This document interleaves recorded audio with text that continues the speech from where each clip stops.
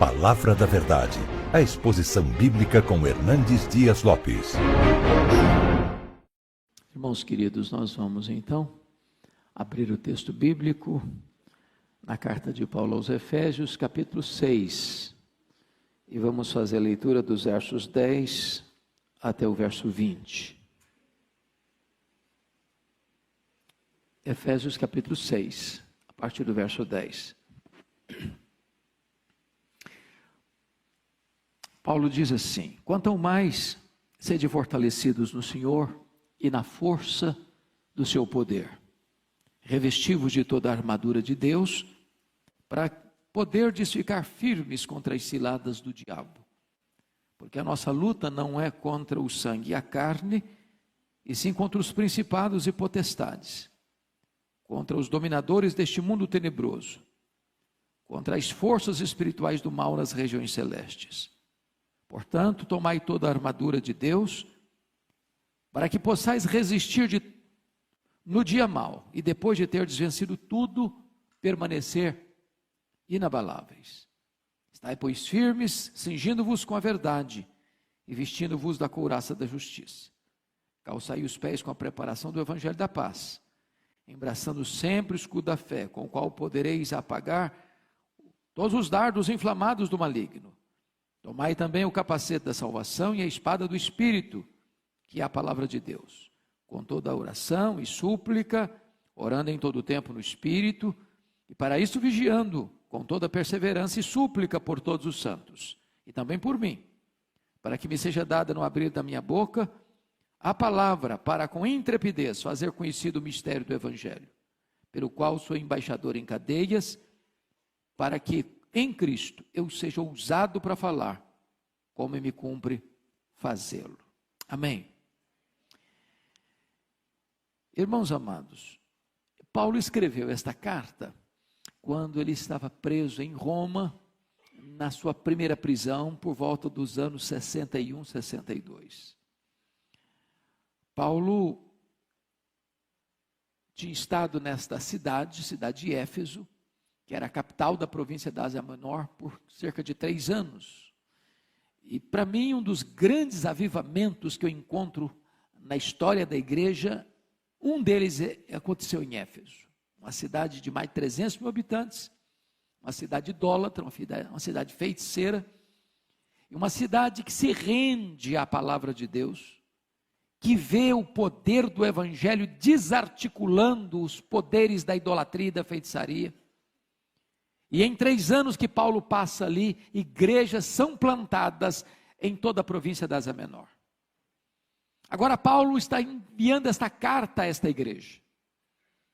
E nesta carta Paulo retrata de uma maneira eloquente este eterno projeto de Deus, que planeja a nossa salvação, que executa a nossa salvação e que nos dá garantia dessa salvação. A nossa salvação é uma obra do Pai, é uma obra do Filho, é uma obra do Espírito Santo. Depois que Paulo retrata este plano eterno que se consuma na história, que tem a garantia de que será verdadeiramente consumado na segunda vinda de Cristo, ele ora para que a igreja entenda a riqueza desse chamamento, qual a riqueza da sua herança e qual o poder que está à sua disposição. Paulo mostra nessa carta ainda como nós éramos antes deste encontro com Cristo, estando nós mortos, estando nós depravados, estando nós condenados, estando nós escravizados ao diabo, ao mundo e à carne. Mas Deus, porque nos amou e por causa da riqueza da sua graça, nos salvou, pela graça mediante a fé, para as boas obras. E Paulo então mostra como Deus junta judeus e gentios num único corpo, numa única igreja. No capítulo 3, Paulo retrata que este era o grande mistério oculto das eras.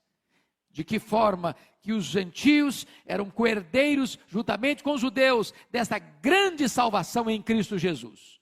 E ele volta a orar pela igreja, para que ela receba poder, mediante a habitação de Cristo no nosso coração, para que toda a igreja compreendesse a grandeza do amor de Deus, e fosse tomada de toda a plenitude de Deus. Quando Paulo vai para o capítulo 4, ele começa a aplicar esta gloriosa doutrina e retrata para você e para mim que nós precisamos viver de modo digno da vocação com que fomos chamados, vivendo em mansidão, vivendo em humildade, vivendo em longanimidade, porque nós estamos ligados a um só Senhor, temos um só Deus, temos uma só fé, temos um só batismo. Paulo então começa a mostrar a necessidade de vivermos uma vida santa. Quando vai para o capítulo 5, ele mostra que é preciso imitar a Deus, é preciso ser cheio do Espírito Santo de Deus, e você demonstra essa plenitude do Espírito Santo de Deus na relação marido e mulher, mulher-marido, na relação de filhos e pais, pais e filhos, na relação de patrão e empregado, empregado-patrão. Agora ele está concluindo a carta, e ele diz o seguinte no verso 10, quanto ao mais, ele está concluindo, esse é o ápice da carta. E ele vai mostrar para você e para mim que o fato de você ser escolhido por Deus na eternidade, o fato de você ter sido remido por Cristo na cruz, o fato de você ter sido selado com o Espírito Santo da promessa, o fato de você ter sido colocado e enxertado no corpo de Cristo, o fato de você ser cheio do Espírito Santo, o fato de você ter uma família bonita, o fato de você ser uma pessoa abençoada no seu trabalho, não livra você de uma grande batalha espiritual. Nós estamos num terreno minado, nós estamos numa guerra, nós estamos numa grande tensão. Eu gosto muito da figura que Francis Schaeffer levanta sobre esse assunto. Ele compara este mundo como uma casa de 2 andares. Aqui embaixo, no primeiro andar, é o andar que nós vivemos, nós ouvimos, nós falamos, nós sentimos, nós pensamos, nós andamos, nós descansamos, nós viajamos, nós trabalhamos, nós tocamos. É este o mundo em que vivemos. E ele diz, no andar de cima, é o que a Bíblia chamaria de regiões celestes. Você não vê, nem por isso é irreal. Você não toca, nem por isso você deixa de ser influenciado. E aqui em cima, nesse andar de cima, você tem anjos de Deus que estão protegendo você, que são ministros de Deus, para guardarem você, abençoarem você, cuidarem de você, mas você tem também inimigos hostis, que vieram para roubar, para matar, para destruir. Inimigos terríveis, que vivem ao seu redor como leão, procurando a quem devorar. Que procuram uma brecha na sua, na minha, na nossa vida, para nos destruir. E aqui então, introdutoriamente, eu quero dizer que nós, nessa guerra, precisamos ter 2 cuidados. 2 cuidados. Primeiro cuidado, é você não subestimar este inimigo. Irmãos amados, se nós estamos falando em guerra, não tem nada mais perigoso do que alguém enfrentar um inimigo sem saber quem ele é. Qual o seu poder? Quais são suas armas? Quais são as suas estratégias? Há muitas pessoas hoje que querem colocar o diabo como uma formiguinha inofensiva. Não é assim que a Bíblia trata do assunto. Paulo diz que nós não devemos ignorar os seus desígnios. Então, essa luta é desigual. Por isso as nossas armas não podem ser carnais, mas precisam ser poderosas em Deus, para destruir fortalezas e anular sofismas. Então, não entre nessa guerra de cara limpa, porque você não tem armas suficientes em você mesmo para enfrentá-la e vencê-la. Mas se há um outro polo perigoso também, que é superestimar este inimigo. É de você viver a vida cristã com medo dele. E em momento algum a Bíblia não me ensina a ter medo do diabo e dos seus agentes. O que a Bíblia me ensina é temer a Deus e resistir ao diabo. É preciso entender que o diabo e seus agentes, o diabo não é um Deus caído, ele é um anjo caído. É preciso entender que o diabo, ele só pode agir dentro dos limites que Jesus estabelece para ele, e nem 1 centímetro a mais. É preciso saber que se você está guardado por Deus nas mãos do Senhor, o diabo não pode tocar você, a não ser que Deus permita, para um propósito. Então, dito isso, eu gostaria de que você olhasse comigo, com a Bíblia aberta, algumas coisas que quero partilhar com você. Primeiro, vamos conhecer a natureza desse inimigo. E Paulo, cuidadosamente, vai nos orientar, lá no versículo 12, primeiro, contra quem não é essa luta. Ele diz, a nossa luta não é contra sangue e carne.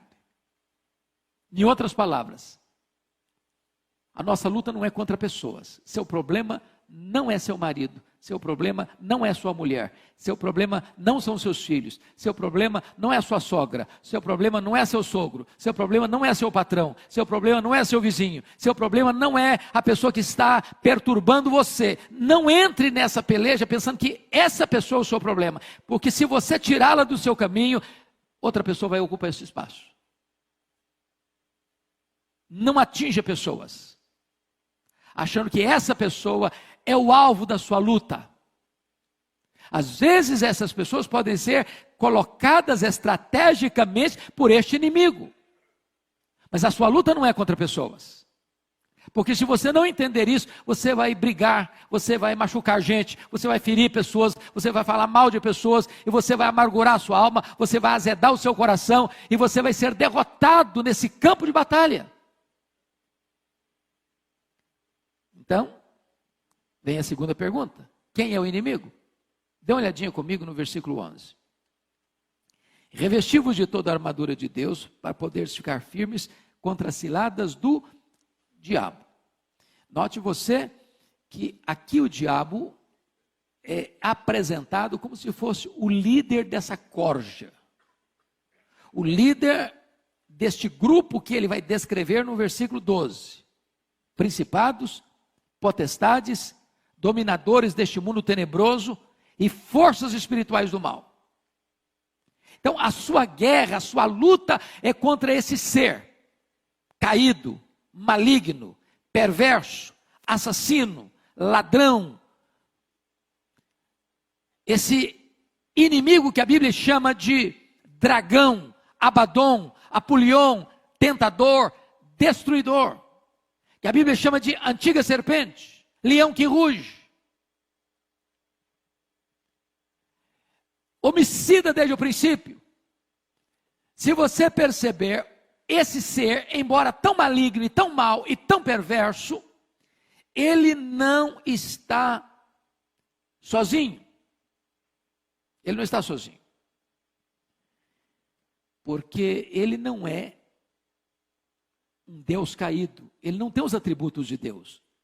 O diabo não é onipresente, ele não é onisciente, ele não é onipotente, ele não é transcendente.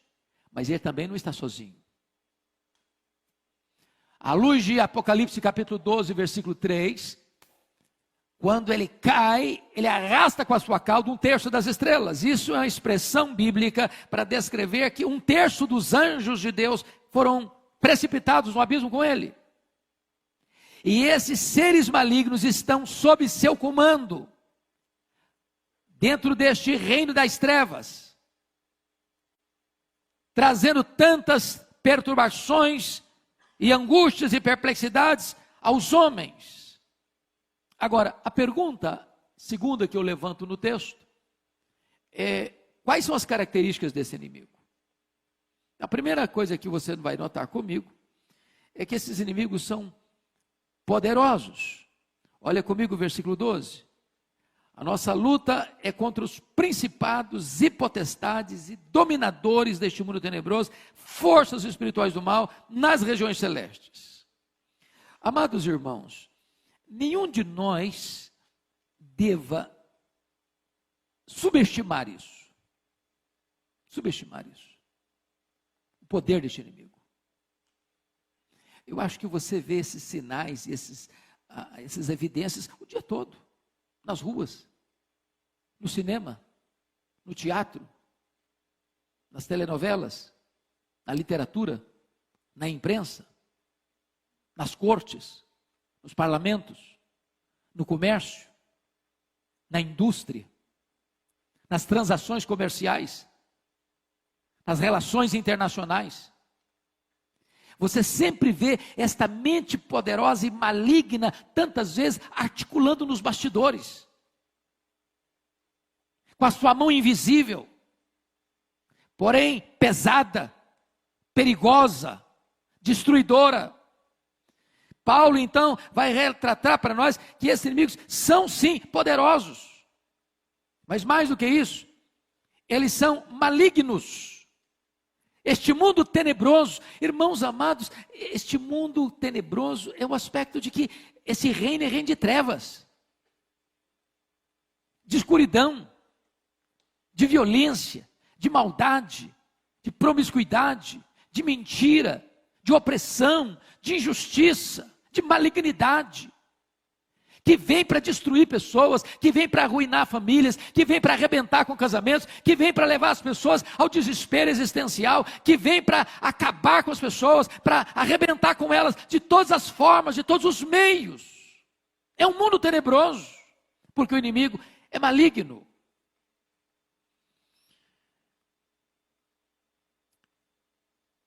Mas tem um outro aspecto que vale a pena destacar. Esses inimigos são também astutos. Chama a sua atenção de novo para o versículo 11, que Paulo diz que você deve ser tomado de toda a armadura de Deus para você ficar firme contra quê? Ciladas. A ideia de ciladas aqui é a ideia de métodos, de estratagemas, de diversas articulações que o inimigo usa. Em outras palavras, o diabo tem mais de um figurino, ele tem mais de uma armadura, ele tem mais de uma máscara, ele tem mais de uma estratégia. Talvez depois de Deus ninguém conheça você mais do que ele. Ele pesquisa você, ele vive ao seu redor, ele busca uma brecha na sua vida, ele conhece os seus pontos fortes e os seus pontos fracos, ele sabe explorar isso. Para cada pessoa, a tentação vem de forma diferente. Tem gente que o problema dele é área sexual, a fraqueza é essa. Para outro, o problema é dinheiro, a fraqueza é dinheiro. Para outra, a fraqueza é vaidade, é soberba, é grandeza. Para cada pessoa ele vai entrar com uma proposta diferente, com uma bandeja diferente, com um cardápio diferente, com uma proposta sedutora diferente. Ele tem muitos métodos, ele tem muitas variantes, como aquele filme O Advogado do Diabo apresenta no final. Quando você acha que você é bom numa área, aí está talvez o seu ponto mais vulnerável. Porque quando você acha que você é forte numa área, você corre o risco de não vigiar. E aí você fraqueja. Mas notem comigo, irmãos, quais são essas estratégias então? Vamos pensar um pouquinho nas estratégias desse inimigo. Lá em Lucas 11, versos 21 e 22, diz que o diabo é uma espécie de valente que tem uma casa e guarda em segurança todos os seus bens. O que significa isso? Significa que o diabo tem sob o seu comando pessoas na casa dele, guardada em segurança por ele. A Bíblia chama isso de reino das trevas ou potestade de Satanás.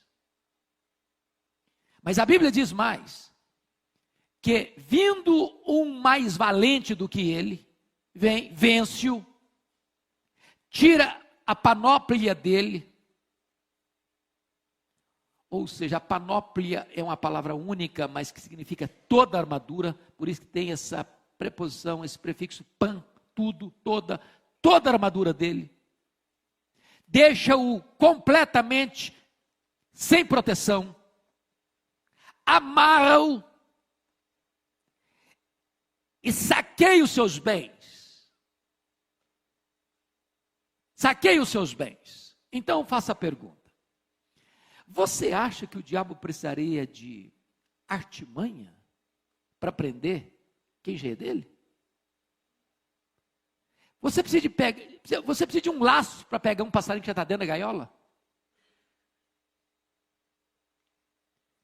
A quem você acha que o diabo usaria suas artimanhas mais perigosas? É lá no carnaval? É lá no campo de futebol? É lá no teatro? É lá no submundo?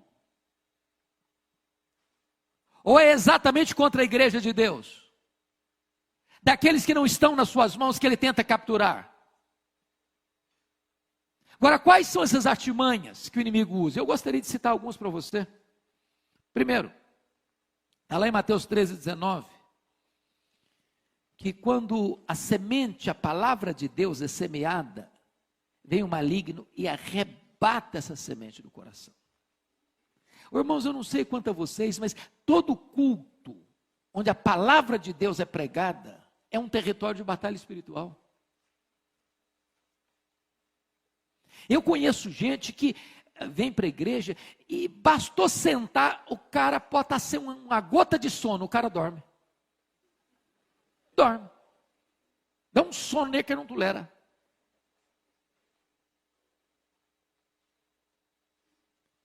Outras pessoas entram, elas estão fisicamente presentes, mas a alma está vagando. Pensando em mil coisas, menos não está escutando ali. De repente, quando escuta, entra aqui e sai cá. Você e eu conhecemos gente que frequenta a igreja há 10 anos, sem nunca ter nascido de novo. E a palavra está sendo arrebatada. Pode ter certeza disso, quando o templo abre, talvez ele é o primeiro a entrar. É luta, é batalha. Nós precisamos orar para que Deus tire o tampão dos ouvidos, para que Deus tire a venda dos olhos, para que Deus chegue ao coração das pessoas. Segundo, o diabo é especialista em colocar dúvidas sobre a palavra de Deus. É assim que Deus disse. Não foi assim a abordagem dele com Eva? É assim que Deus disse. E aí você escuta a palavra de Deus, bom, mas não é bem assim. Aliás, não é assim. E as pessoas põem dúvida, sobretudo, por exemplo, Gênesis 1, versículo 1. No princípio criou Deus os céus e a terra. Bom, mas isso aí não é literal. Bom, mas isso aí é uma metáfora. Bom, mas Adão e Eva não existiram. Isso aí é apenas uma ideia metafórica para você achar que surgiu a raça humana. Mas não foi assim. Bom, se você nega isso, você nega a Bíblia toda. Você diz que então os profetas mentiram, que os apóstolos mentiram, que Jesus mentiu, que a Bíblia toda não vale a pena e não merece confiança. E aí vai botando dúvida na cabeça das pessoas. Quer ver outra coisa? Em terceiro lugar, o diabo é especialista em produzir insatisfação. Não foi isso que fez com Eva. Eva, de repente, ela se viu como uma coitadinha, miseravelmente injustiçada, naquele miserável jardim do Éden. Tadinho, esse jardim é muito michuruco para mim. Eu tenho potencial para muito mais. Eu sou possivelmente capacitado para ser igual a Deus. Para que eu vou viver nesse jardinzinho aqui? E de repente, como pródigo, você tem o pai, você tem o irmão, você tem a casa, você tem mesa farta, você tem servos, você tem fartura, e você se sente infeliz. Você está na igreja, você escuta a palavra de Deus, e de repente a igreja não satisfaz, e de repente os prazeres de Deus não satisfazem, e você fica paquerando e flertando com o que está do lado de lá do muro. Daqui a pouco o diabo bota uma grande baita insatisfação no seu coração, e você não está feliz mais. Ele é especialista nisso. Cuidado com a insatisfação. Quer ver outra coisa? O diabo, ele é especialista em produzir uma espécie de raiva no seu coração, que se instala, e você diz, eu não suporto aquela pessoa. Eu não quero nem ver a cara dela. Quando eu escuto a voz dela, meu corpo treme. E eu não perdoo também. Tem gente crente que não conversa com o irmão dentro de casa. Passa uma semana. Tem gente que frequenta a igreja, se o fulano senta do lado esquerdo, ele vai do lado direito, porque ele não fica perto. Sabe o que a Bíblia diz? Irai-vos e não pequeis.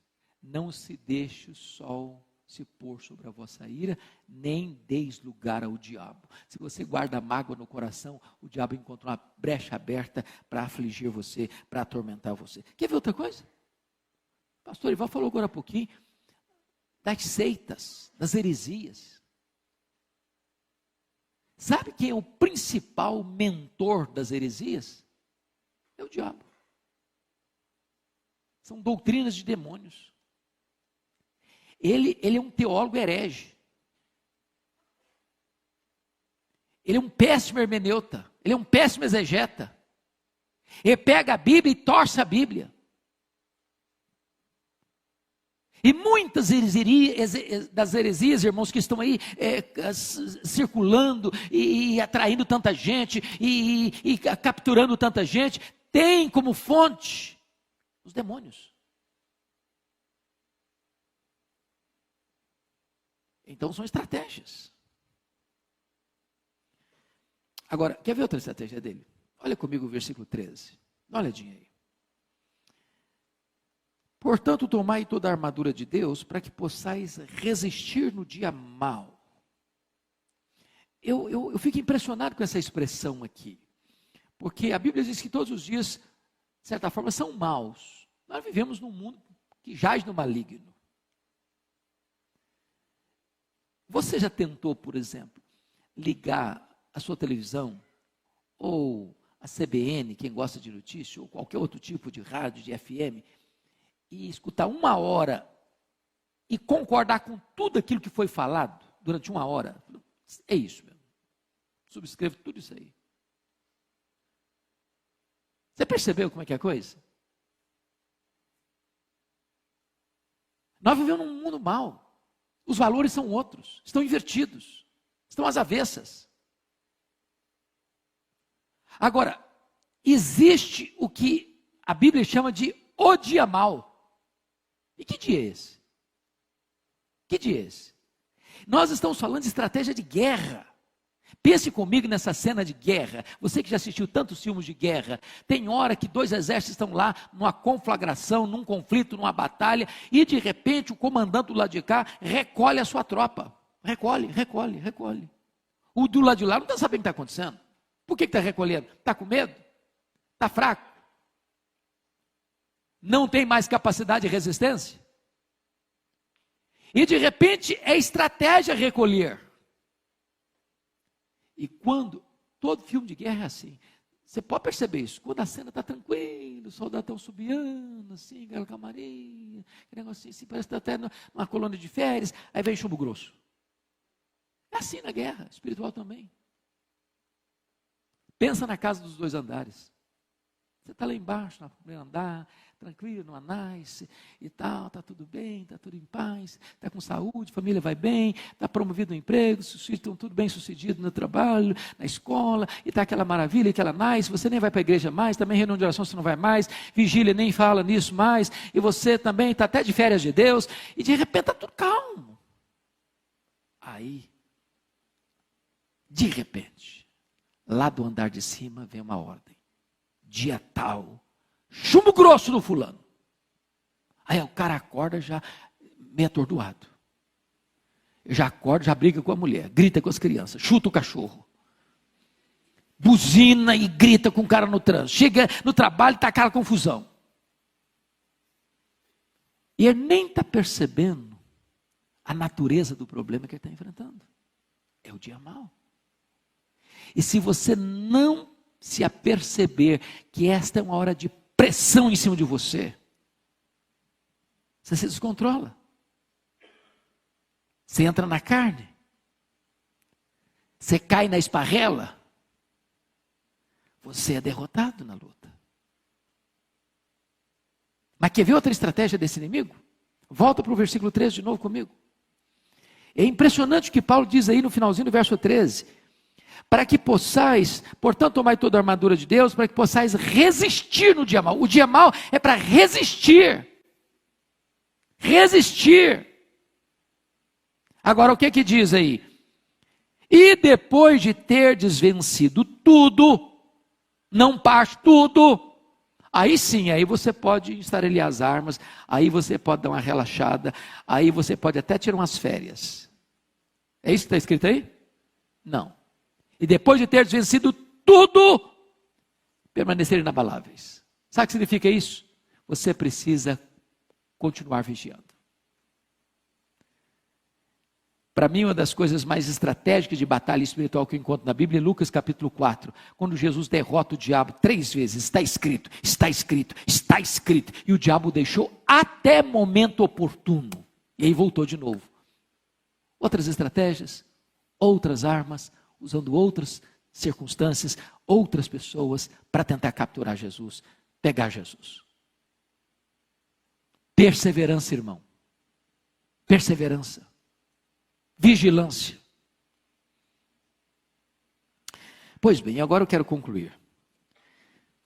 Quais são as armas que nós precisamos usar nessa batalha espiritual? A primeira arma, por favor, dê uma olhadinha comigo, versículo 10. Quanto ao mais, sede fortalecidos no Senhor e na força do seu poder. Primeira coisa que Paulo está dizendo o seguinte: você não é forte em você mesmo, e você não é forte à parte do Senhor. Você só pode ser fortalecido quando você está no Senhor. É nele, é dele que emana esse poder. O problema dessa luta, irmãos, não é a presença do diabo. O maior problema é a ausência de Jesus. Se você está em Jesus e sendo fortalecido nele, você é fortalecido com poder. É com Ele, é na presença dEle, é em comunhão com Ele, é tendo intimidade com Ele, é desfrutando da companhia dEle, é estando debaixo das asas dEle, é vivendo na presença dEle. Esse é o segredo de você ser revestido no Senhor e na força do seu poder. Não é possível você entrar nessa luta sem esse poder. No seu poder não vai.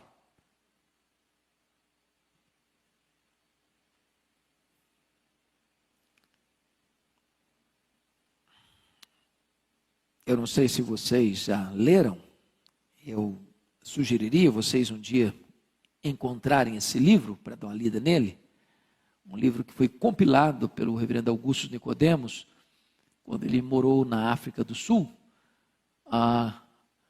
Reavivamento na África do Sul. É um livreto que você lê numa sentada, mas um dos livros mais fenomenais que eu já li. A história do avivamento de Quacisabanto. E como é que aquele avivamento começou? É quando o líder daquele trabalho missionário, pastor Earl Stiggin, foi chamado para orar para uma moça possessa, endemoniada. E ele não conseguiu. E os missionários vieram e não conseguiram. E eles ficaram vários dias tentando expulsar a caça de demônio da moça e não conseguiram. E a conclusão dele foi essa: eu vou embora daqui. Eu não tenho autoridade para pregar mais aqui.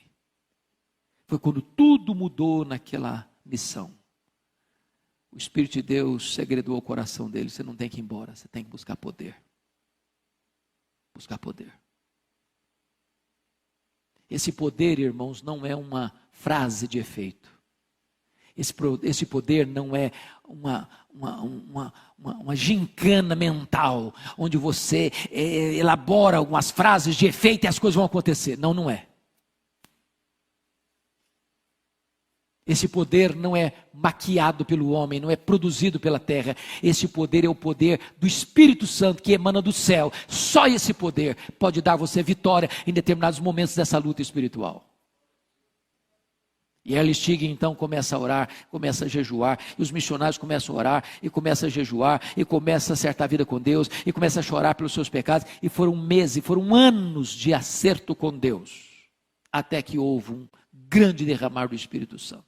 A moça foi liberta, os feiticeiros foram se convertendo, e ali milhares e milhares e milhares e milhares de pessoas foram sendo salvas. Eu visitei esse local. E eu confesso que durante toda a minha vida, eu nunca vi, foi o lugar que mais eu senti a presença de Deus em toda a minha vida. Era uma espécie de, parecia que você via Deus no ar. Eu nunca vi nada igual.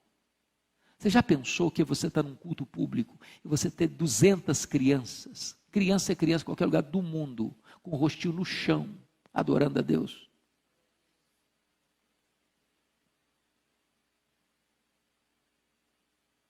Milagres extraordinários acontecendo. Cegos vendo, coxos andando, mortos ressuscitando.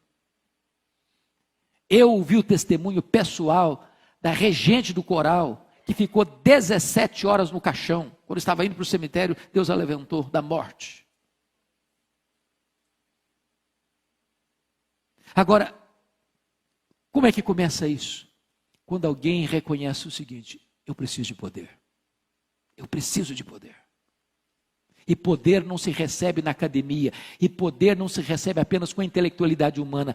Poder se recebe com os joelhos dobrados, com o derramar do Espírito Santo de Deus. Nós precisamos desse poder. Segunda coisa que Paulo nos ensina, irmãos, versículo 11, é que nós precisamos ser revestidos não de alguma, mas de toda a armadura de Deus. E toda a armadura de Deus, uma palavra só no grego, é panóplia. Nós precisamos da panóplia. Nós precisamos de cada peça dessa armadura. Não pode ter brecha. Não pode ter brecha. Você precisa proteger sua cabeça. Você precisa proteger o seu coração. Você precisa proteger o seu corpo. Você precisa proteger seus pés. Você precisa proteger todo o seu cérebro. Você precisa uma espada na mão. Você é um guerreiro. Você precisa ter armas de defesa e de combate. E depois que tudo isso estiver pronto, então, versículo 18 diz que você precisa fazer isso num ambiente de oração, com toda oração e súplica, orando em todo o tempo, no Espírito, e para isso vigiando com toda a perseverança e súplica por todos os santos. Eu queria concluir fazendo uma pergunta a você. O que você conhece desse poder? Ou, quão consciente você está hoje de que você precisa desse poder? Porque esse poder não tem a ver com o tempo de igreja, com o cargo que você exerce na igreja, com o grau de conhecimento que você adquiriu.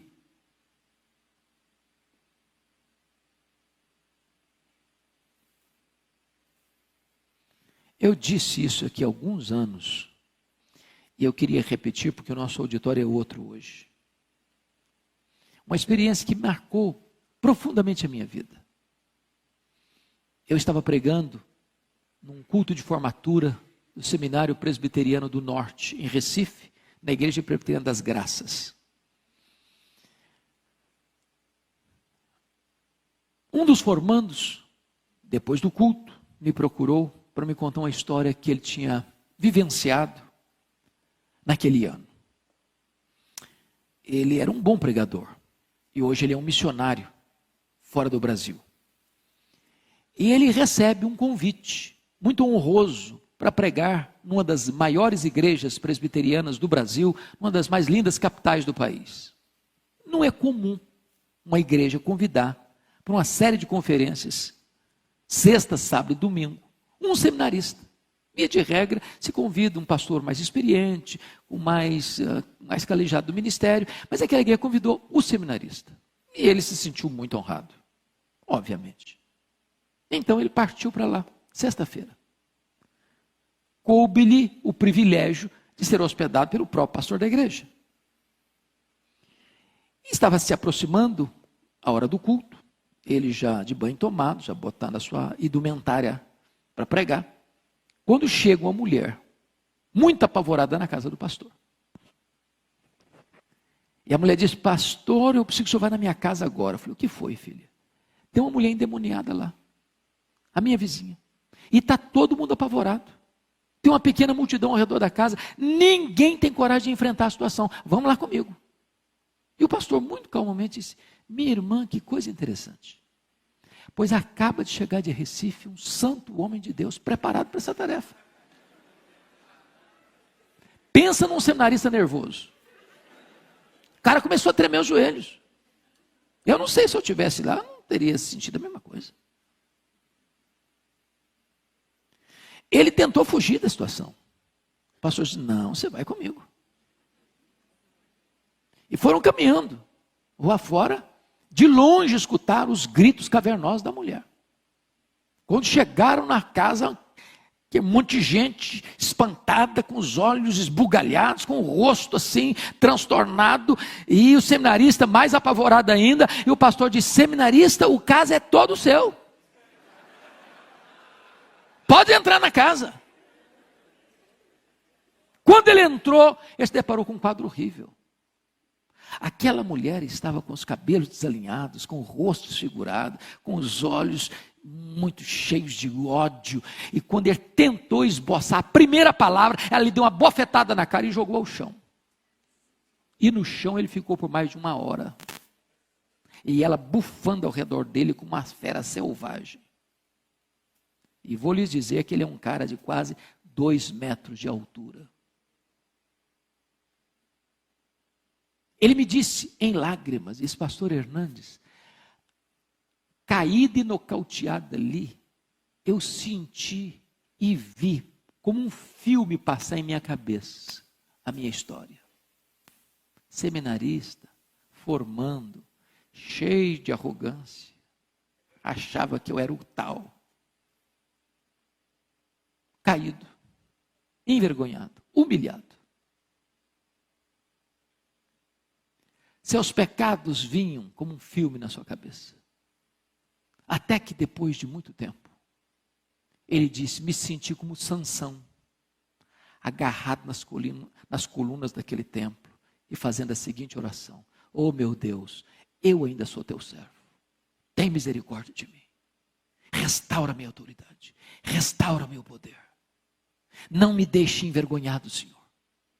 E quando ele começa a orar desta maneira, a mulher cai. E quando a mulher caiu, ele se levantou. Porque diante de Deus, humildade, mas diante do diabo, autoridade. Autoridade. E ele se levantou e no nome do Senhor Jesus Cristo, ele deu ordem àqueles demônios para se retirarem daquela mulher. Ela ficou liberta. E ele me disse algo que eu nunca mais esqueci. Ele me disse assim, pastor Hernandes, nesse dia eu descobri uma coisa. Não basta ser crente. Não basta ser líder. Não basta ser diácono, presbítero, seminarista, pastor, missionário.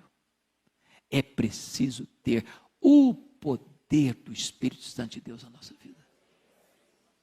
Quanto mais sede fortalecidos no Senhor e revestidos da força do seu poder. Você quer esse poder, irmão? Ele está à sua disposição, está à minha disposição. Paulo diz isso lá no 1º capítulo. A suprema grandeza do poder de Deus está à nossa disposição, o mesmo poder que ressuscitou Jesus dentre os mortos. Eu queria orar com você agora. E se você anseia esse revestimento de poder, eu vou pedir permissão ao meu pastor aqui, para fazer uma coisa diferente. Convidar você para vir aqui à frente. Se você deseja isso, almeja isso para a sua vida, para o seu coração. Senhor, eu preciso desse poder. Eu quero esse poder.